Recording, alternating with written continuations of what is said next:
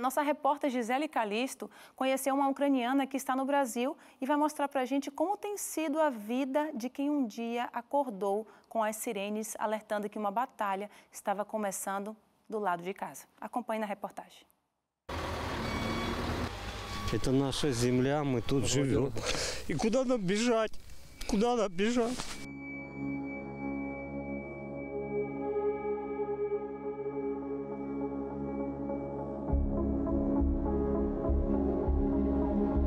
O que hoje não passa de entulhos, um dia já foi casa onde se colecionam memórias e abrigo seguro para milhares de pessoas. Um ano depois, o lugar seguro se tornou em um campo de batalha, distante do que um dia alguém já chamou de lar. Naquela quinta-feira, em um discurso na televisão, o presidente russo Vladimir Putin declarou o início de uma operação militar especial. Принято решение о проведении специальной военной операции.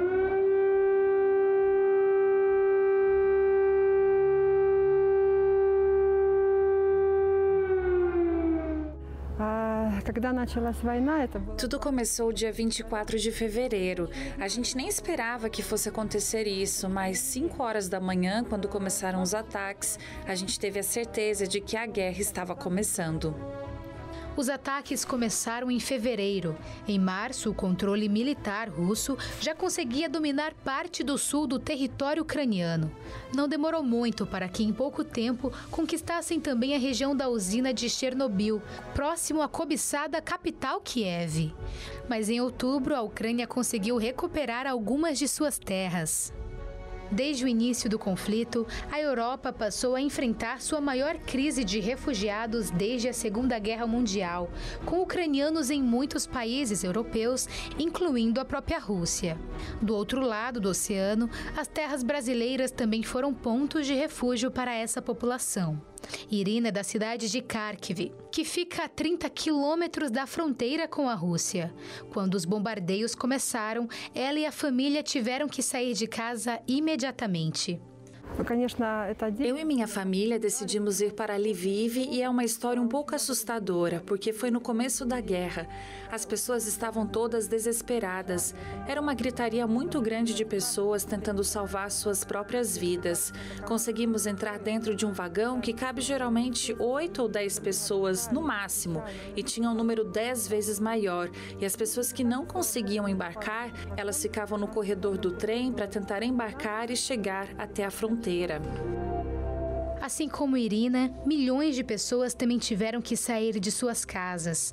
A ONU estima que o número do êxodo esteja em cerca de 8 milhões de ucranianos que se movimentaram apenas dentro do continente europeu. Muitos voluntários passaram a trabalhar para ajudar nesse movimento. Clara, você sempre está ajudando pessoas a saírem da Ucrânia, mas você ainda está aí. Já pensou em algum momento em deixar o país? No começo da guerra, a gente trabalhou muito fazendo a retirada de pessoas do território ucraniano. A nossa operação era focada no oeste da Ucrânia, cidades próximas à fronteira, e a gente fazia a entrada com carros e ajuda humanitária e a saída com pessoas. Com o passar dos 12 meses, a gente expandiu a operação para outras regiões, e o motivo de ficar aqui é porque a gente ainda é útil, e porque os ucranianos ainda precisam, e precisam mais e mais de ajuda, porque conforme as pessoas perdem interesse na guerra e perde também o apelo midiático, também diminui a quantidade de ajuda, de doações que chegam até aqui. E enquanto eu tiver a possibilidade e capacidade de ficar aqui, de ser útil, eu vou ficar na Ucrânia. Foi o trabalho dos voluntários que também auxiliaram a Irina e seus filhos a deixarem o país. Ainda em Lviv, encontrei uma amiga em um hostel que fazia trabalho voluntário. Foram poucos dias ali, mas foi um tempo para ocupar a mente. E assim como minha amiga estava fazendo esse trabalho voluntário, eu também ocupei a mente trabalhando.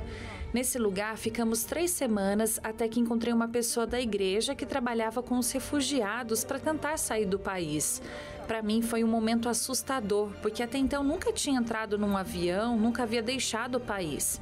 Mas senti paz depois que orei e quando fiquei sabendo que existia a possibilidade de vir para o Brasil, mais uma vez senti paz em tomar a decisão de viajar. Это будет правильно. Enquanto vidas continuam sendo ceifadas por guerras que estão longe de obter um prazo final, a gente continua tentando noticiar a resiliência, que ainda é cercada pela difícil realidade de recomeçar a vida. E não é para menos, já que estamos falando de tragédias que deixaram muitas pessoas sem o conforto do lar, sem alimentos, água ou luz. Os muitos ataques também atingiram a infraestrutura de energia, o que provocou não apenas a ausência de luz, mas também de aquecimento diante de um inverno intenso. O conflito deixou várias consequências políticas, econômicas e físicas, mas trouxe o apego ao que é mais precioso, a presença da família e a arte de estar vivo. Irina acredita que nada foge do controle de Deus. Isso traz esperança para essa vida. E enquanto o conflito não passa, fica a expectativa do retorno. O retorno não apenas da população e da paz, mas da união e do amor.